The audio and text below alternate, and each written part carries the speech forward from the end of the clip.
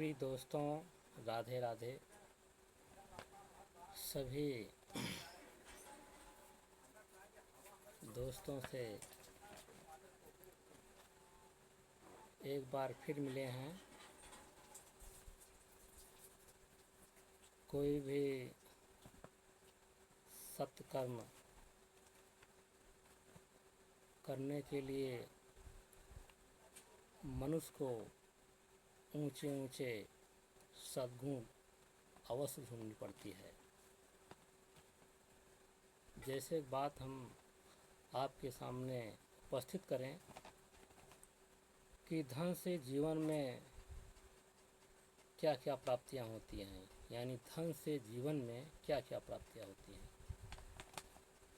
धन से आप दवा खरीद सकते हैं, लेकिन स्वास्थ्य नहीं खरीद सकते हैं।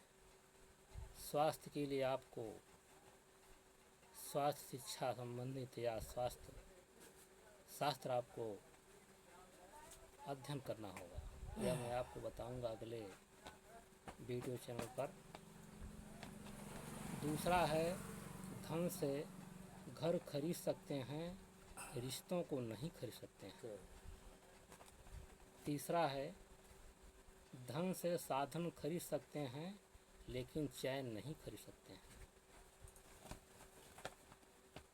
चौथी बात, धन से घड़ी खरीद सकते हैं, लेकिन समय नहीं खरीद सकते हैं। पांचवी बार, धन से सब कुछ खरीदा नहीं जा सकता।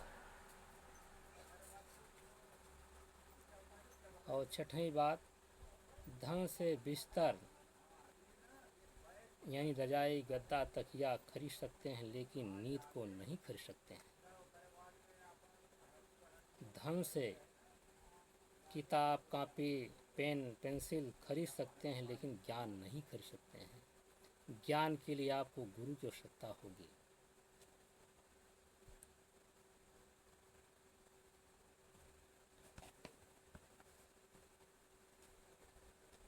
अब आपको मैं आध्यात्मिकता से जीवन में क्या क्या प्राप्ति होती हैं। जिसके पास आध्यात्मिक ज्ञान है वो शरीर के जितने भी तत्व हैं वो खोज करेगा। जितने शारीरिक संबंधित स्वास्थ्य लाभ, स्वास्थ्य हानि, स्वास्थ्य बीमारियाँ सब खोजेगा। आध्यात्मिकता द्वारा संतुलित जीवन खोजेगा। मानसिकता प्राप्त होगी, सामाजिकता प्राप्त होगी, भौतिकता प्राप्त यानी कि जैसे घर द्वार गाड़ी घोड़ा हो गया। आर्थिक, अब आपको तीसरी बात बता रहे हैं प्रिय मित्रों कि राजयोग द्वारा क्या क्या प्राप्तियां होती हैं। राजयोग क्या है? अपने को आत्मा समझ पिता शिव परमात्मा की याद में रहना ही राजयोग होता है। राजयोग के नियमित अभ्यास से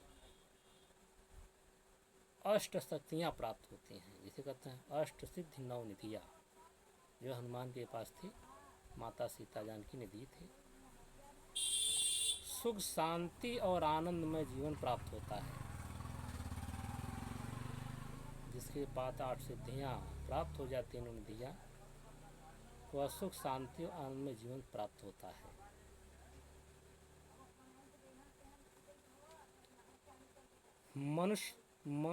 मनुष्यों द्वारा के मत से दुखी जीवन कैसे होता है? जैसे आपने बड़े बड़े दुष्कर्म कार्य किए,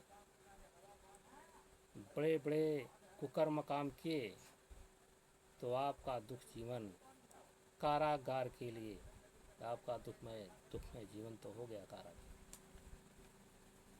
वृद्धावस्था, आपने निर्दयता किया होगा, इससे वृद्धावस्था में आपकी बड़ी परेशानी हो रही है। आप चारपाई पे ही लैट्रिन कर दे रहे हैं, पैंट पर शौचालय कर दे रहे हैं, या पेशाब से आप पैंट, कुछ भी कपड़ा आप खराब हो रहा जा रहा है, या तो बड़ी हॉस्पिटल बने हैं जिसमें तमाम प्रकार की बीमारियां वहाँ पर देखने को मिलती हैं।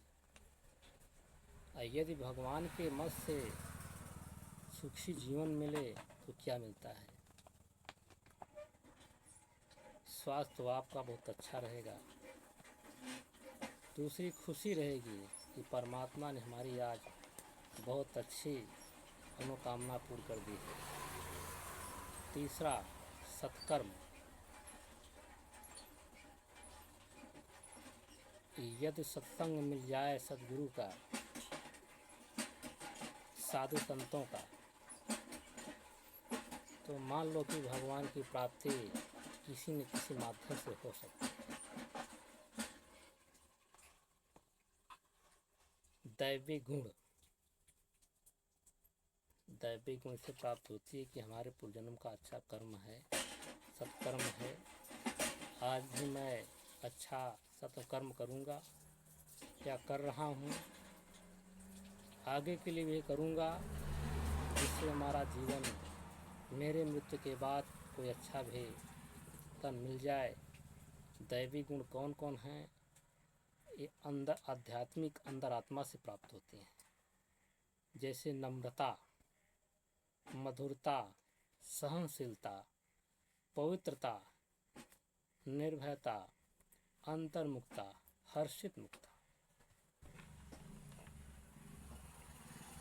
ये सब भगवान के मत से सुखी जीवनानंद में मिलता है।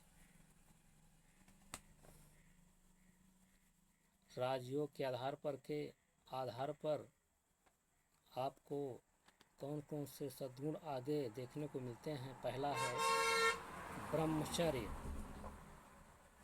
ब्रह्मचर्य का मतलब है कि भगवान शिव का, विष्णु का और ब्रह्मा जी का एक नियमित नियम होता है, जिसे आचार्यचर्य कहा जाता है, लेकिन ये ब्रह्मचर्य है। ब्रह्म मुहूर्त जिसे कहते हैं, जिसमें आचार विचार जो ब्रह्मा द्वारा बताया गया नियम है वो ब्रह्मचर्य है। जो उठने का समय नियम है ब्रह्म मुहूर्त है। लेकिन सबसे पहले शब्द ब्रह्मा विष्णु महेश से होता है, इसलिए ब्रह्मा सबसे ललित कर दिया गया है।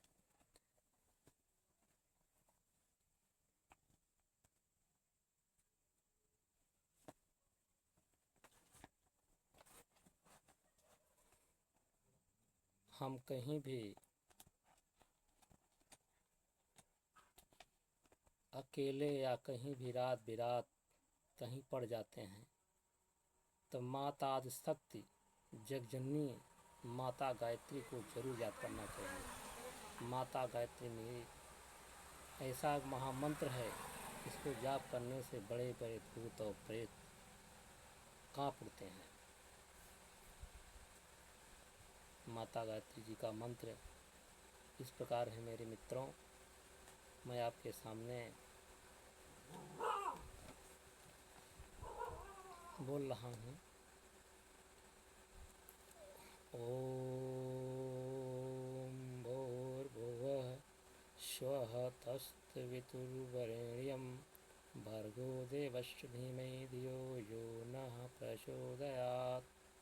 माता गायत्री की जय।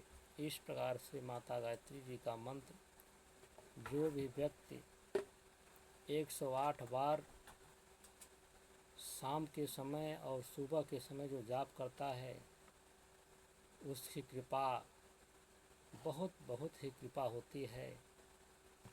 मैंने अपने जीवन में अनुभव किया हूँ और मैं उस गायत्री महामंत्र से भी कुछ सिद्धियाँ भी प्राप्त की हैं। अब मैं आपसे अगले चैनल पर फिर मुलाकात करूँगा। प्रिय मित्रों, जय गायत्री माता।